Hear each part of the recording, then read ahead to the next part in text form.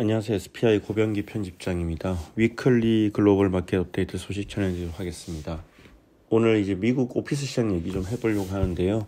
아무래도 이제 다들 이제는 어느 정도 익숙하시겠지만 코로나19 이후에 가장 크게 이제 변하고 있는 시장이 오피스 시장, 미국 오피스 시장이고요.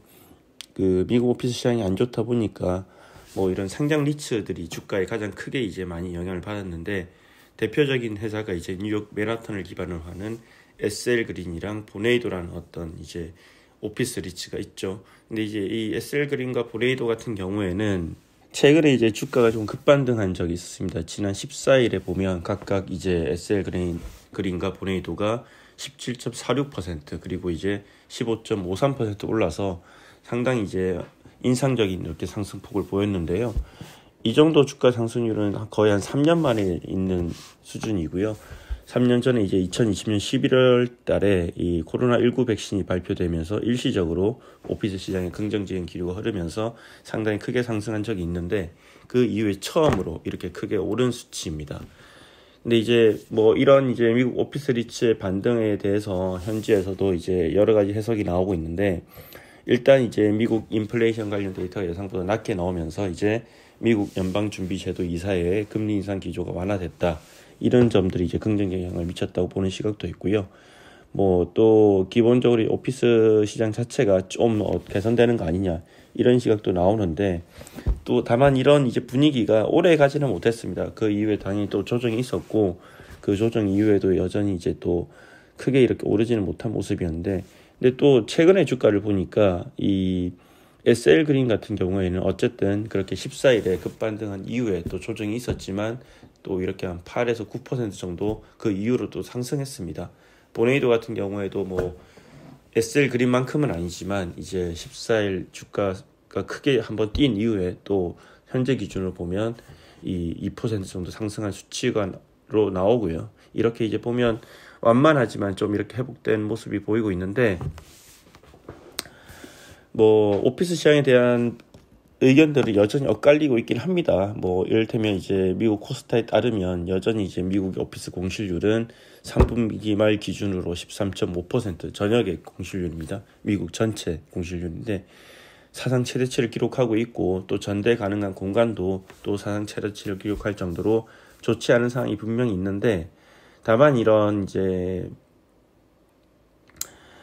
한편에서는 또 이런 오피스 시장이 좀 더 나아지고 있다, 이런 얘기도 계속 나오고 있습니다. 이제 이를테면 이제 옥스퍼드 이코노믹스가 최근에 이제 미국의 인구조사 데이터와 컨설팅 회사 WFH 리서치의 설문조사를 인용해서 이제 분석을 해봤는데, 대부분 이제 미국 대도시에서 이제 100% 재택근무를 하는 근로자의 비중이 많이 줄었다고 합니다. 이제 피닉스 같은 경우에는 이제 2022년 6월 기준으로 100% 재택근무자 비율이 41%에 달했는데 2023년 10월 기준으로는 38%로 줄었고, 또 댈러스 같은 경우에도 그 같은 기간 동안 41%에 35%, 그리고 필라델피아는 39%에서 33%로 감소했다고 합니다. 이 미국 주요 14개 도시 중에서 9개 도시에서 이렇게 100% 재택근무자 비율이 줄은 거고요.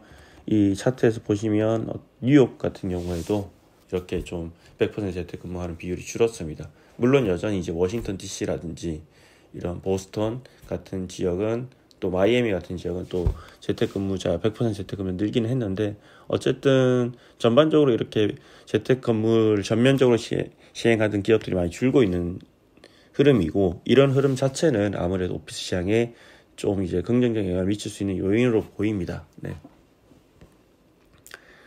그리고 오피스 관련해서 하나 더 얘기를 해보면, 사실 이제 오피스가 안 좋다 보니까 이런 이제 앞으로 오피스 시장 미래가 어떻게 될 거냐, 이런 얘기들이 많은데, 과거와 같이 이제 오피스 투자를 할 수 있느냐, 이런 얘기도 많은데, 또 한편으로는 계속해서 오피스 시장은 지속될 수 있다는 어떤 전망을 보여주는 그런 내용들도 나오고 있습니다. 이제 브룩필드 자산운용 같은 경우에는 코로나19 시기에 이제 유럽 쪽에 있는 오피스 리츠를 여러 개 인수를 했습니다.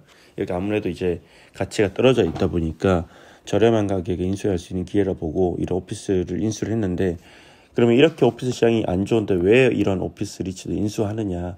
사실 이제 가치 자체가 많이 내려오기도 했지만, 또 이런 이제 유럽의 오피스가 이 브루필드가 인수한 리츠 같은 경우에는 나름대로 이제 향후에 오피스 시장 변화, 뭐 플라이트 투 퀄리티 현상에 있어서도 좀 경쟁력 있는 그런 오피스라는 평가가 말하고 그런 오피스 위주로 이렇게 인수를 했습니다. 근데 이제 이런 두 개의 오피스는 하이버니아라는 어떤 아일랜드 회사와 그리고 벨기에 이게 발음이 좀 어려운데 베피모라는 이제 회사가 있는데 이 회사를 이제 각각 인수를 했는데 최근에 이 두 회사를 이제 인수할 때 썼던 부채를 이제 일부 리파이낸싱을 했다고 합니다.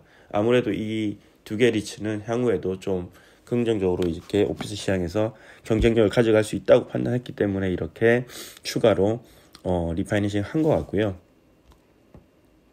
또 최근에 이제 브룩필드가 소유하고 있는 맨하튼 허드슨 야드의 투 맨하튼 웨스트 같은 경우에도 스페인 기반의 글로벌 금융회사인 BBVA가 입주를 결정을 했고 이처럼 이렇게 또 미국 오피스 시장에서도 여전히 오피스 전반적인 분위기는 안 좋지만 좋은 오피스, 최근에 신축된 좋은 어떤 어메니티와 좋은 퀄리티를 갖고 있는 오피스에 대해서는 여전히 관심이 많다라는 점을 보여주는 이런 사례라고 볼 수 있을 것 같습니다.